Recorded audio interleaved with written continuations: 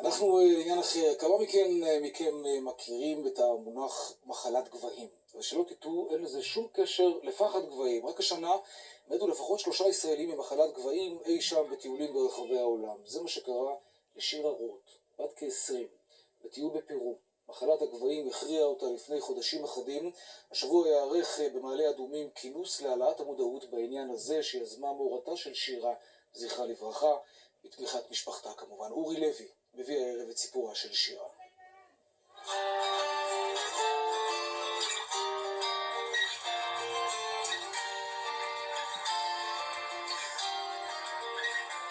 כשראיתי את תמונתה בפעם הראשונה, היא הזכירה לי סרט ילדות, הנסיכה הקסומה. תתארו לכם עולם יפה, פחות עצוב ממשהו ככה. אתה מביט ולא יכול שלא לומר כמה יפה הייתה. הנסיכה שכולם נלחמים עליה ובשבילה. בגגות הכוכבים, והזמן עובר בלי פחד. שירה רוט מלאת החיים והקסומה. כאן אין הפי אנד. טיול החלומות לדרום אמריקה. ממעלה אדומים לפרו. ילדה שעלתה גבוה, גבוה מדי. נקודה, נגמר. ושנינו בשמיכה. היא מאוד מאוד התלבטה, כן לטייל, לא לטייל. והאמת היא שאני לא פחדתי. שולחים את הילדים, ואנחנו לא יודעים מה הם עושים שם. לא יודעים מה הם עושים שם. הם הולכים טרקים, כל מיני דברים, עולים, יורדים. אף אחד, אתה מקבל את הכל בדיעבד, את התמונות אתה מקבל.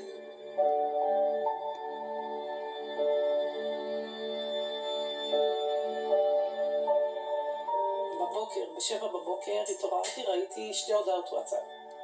היא כתבה, אמא, אני בקריסת מערכות, אני מרגישה שאני עומדת למות. כתבתי לה בחזרה, אני מקווה שעד שאת קוראת את ההודעה שלי, את כבר מרגישה הרבה יותר טוב. אבל היא לא הספיקה לקרוא את ההודעה שלי. מחלת גבהים לא לבלבל עם פחד גבהים. שירה רוט טיפסה לגובה שלא שרדה בו. יצאה לטיול בפרו עם חברה, עלתה לגובה רב ושילמה בחייה. קרסה למוות. מחלת הגבהים. מחלת גבהים היא מחלה, והיא מחלה קשה, שנגרמת בגלל רמה נמוכה של חמצן בגבהים. ואני מדברת על גבהים של מעל 2,500 מטר. אומרים שבקיץ התור נמשך כאן עמוק לתוך המסדרון. גם בחורף יש כאן לא מעט אנשים. האגף המיוחד למטיילים, קופת חולים כללית, מקור ברוך. אנחנו טסות לידו רקע, אנחנו מחכות לחיסונים. אני לא לקחת. לא? בגילי, מה זה חשוב? אני צריכה למות ממשהו. המלריה זה גם לא רע. לא, 88 זה... הכלל אומר לא לעלות יותר מבין 300 עד 500 מטר ליום. זה הטיול של סוף הנעורים. הכי רחוק, הכי מעניין, הכי קשה, הכי אתגרי, וגם הכי מסוכן. זה לא קורה כמו שזה נראה, זה סתם. לא קורה. תגיד שאני עדינה. עדינה, מה? הם באים לכאן לאות הפתיחה על המסע. לשמוע על הדעת לעתים תכופות רק כדי לעשות וי. לא ערוכים ממש להפתעות הרבות בדרך. מחלת הגבהים היא אחת מהן. כיוון שאתה נמצא באזורים של לחץ החמצן נמוך יותר, מה שהאיש מכניס, מה שהנוסע מכניס פנימה לריאותיו, זה עם הרבה פחות חמצן ממה שהוא צריך. המצב הזה יכול להידרדר תוך כיממה, אפילו למצב של סכנת חיים, וסכנת החיים יש לה 2 כיוונים של הידרדרות.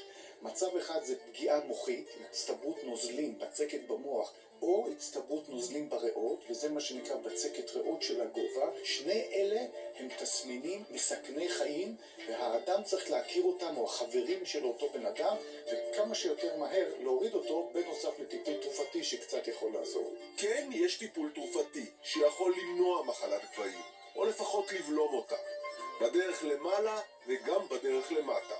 היא כתבה שלמחרת הם הולכים לגונה יותר גבוהה ויותר מסוכנת. היא מאוד התלבטה אז גם עם הכדורים, לקחת, לא לקחת. הם מצד אחד כן שמרו על הכללים. הם באו ולא מיד טיילו. הם היו צריכים להתאקלם.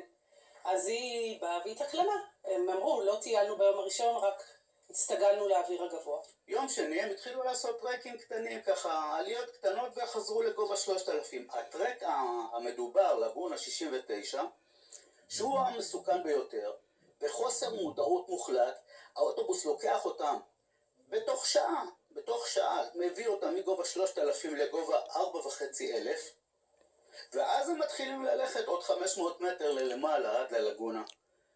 זה גורם לחצים על החזה, על הנשימה. שירה ידעה והבינה שיש צורך בכדורים כדי לשרוד. אבל החבר'ה לא ממש אוהבים כדורים. היהיה בסדר מנצח גם בגובה רב. זה לא ממש אין לקחת כדורים.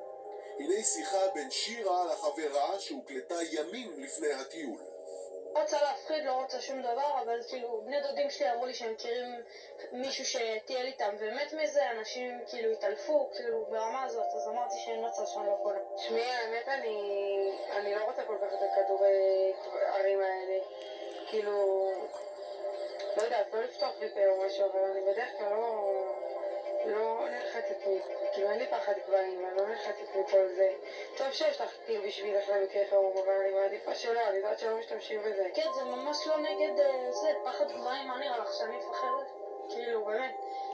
זה כאילו פשוט אם את עולה מעל 3,000 גובה הרגל, שזה בטוח נעשה את זה, כי קוסקו נגיד זאת עיר שנמצאת ממש ממש בערים, אז אנשים פשוט מתחילים להרגיש לא טוב, מתחילים להרגיש בחילות, מתחילים להרגיש סחרחורות, אבל ברמה מאוד גבוהה. לא בא לך, אני מקווה שזה לא יתקוף אותך, אבל אל תגידי אחרי זה אל תצטערי אחרי זה שלא קנית.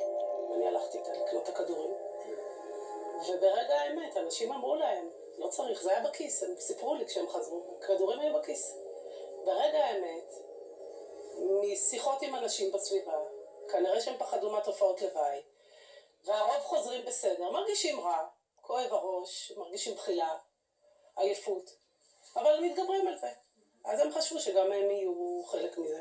יש השפעה של כל הסביבה, של החברים. כולם עשו, כל הישראלים עושים, אז גם אני עושה. ברגע שהם נכנסים לסביבה מסוימת, אין להם יותר בחירה. והשפעת הסביבה היא הכי חשובה.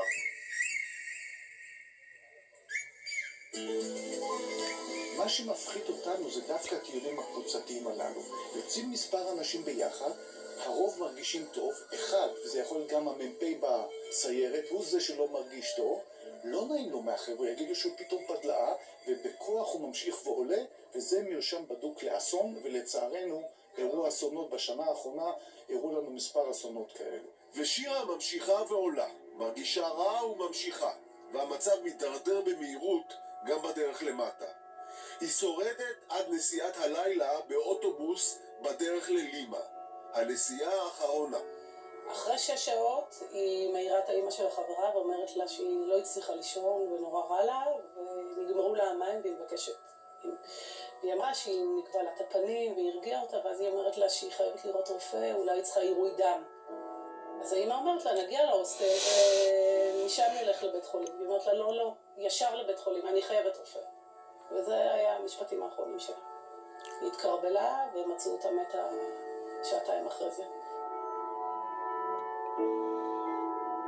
אמרו לי בוודאות, אם היא הייתה לוקחת את הכדורים או מיד ניגשת לעזרה אחרי שהם חזרו מהטרק, אפשר בקלות היה להציל אותם. וזה כואב נורא, כואב נורא. הנה זאת התמונה האחרונה. מותה של שירה זעזע, אבל לא מספיק. מורה לתקשורת במעלה האדומים לוקחת את אסונה הפרטי של המשפחה למקום הציבורי, בתמיכה מלאה של המשפחה. הגברת המודעות, להסביר לצעירים מה מחכה להם מעבר לפינה. סדנה שמלמדת איך לחזור בשלום. אני אומרת שזה מעין צוואה ששירה הביאה לי מלמעלה. הרעיון הוא איך אני נערך נכון. איך אני צריך לקחת אחריות על עצמי ולא לסמוך על החבר. לדעת ולעשות את כל המידע, את כל השיעורי בית שלי כאדם הבודד שהולך לטיול. ברגע ששמענו את זה, החלטנו שגם אנחנו נרתמים לנושא הזה, כי זה נושא חשוב באמת. קצת הסבר, ואני בטוח ששירה היום הייתה איתנו.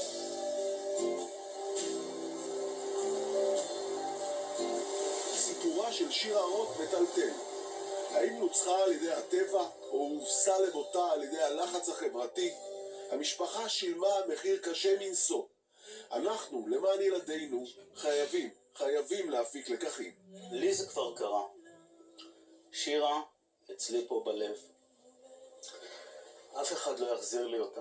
אבל אם אני יכול במהלך הזה, שאם זה יציל אפילו מטייל אחד, משפחה אחת שלא תשב באבל, מישהו, לא רק בישראל, בכל העולם, שתהיה מודעות לסכנה. חדש וטוב אני אתן לך. כל יום אני נמצאת במקום אחר, מקומות כאלה מדהימים, ופוגשת אנשים מכל העולם. אם נגזר היה עליה למות, אני שמחה שלפחות היא תהילה ונהנתה וראתה עולם. היא הכינה לי מתנה. שהם הלכו למאצ'ו פיצ'ו בפרו. כן. אז היא כתבה, אמא, בשבילי את פלא תבל. היא הכינה לי, ואני קיבלתי את זה אחרי שהיא הגיעה, אחרי... היום הולדת שלי הייתה ביום שקברנו אותה.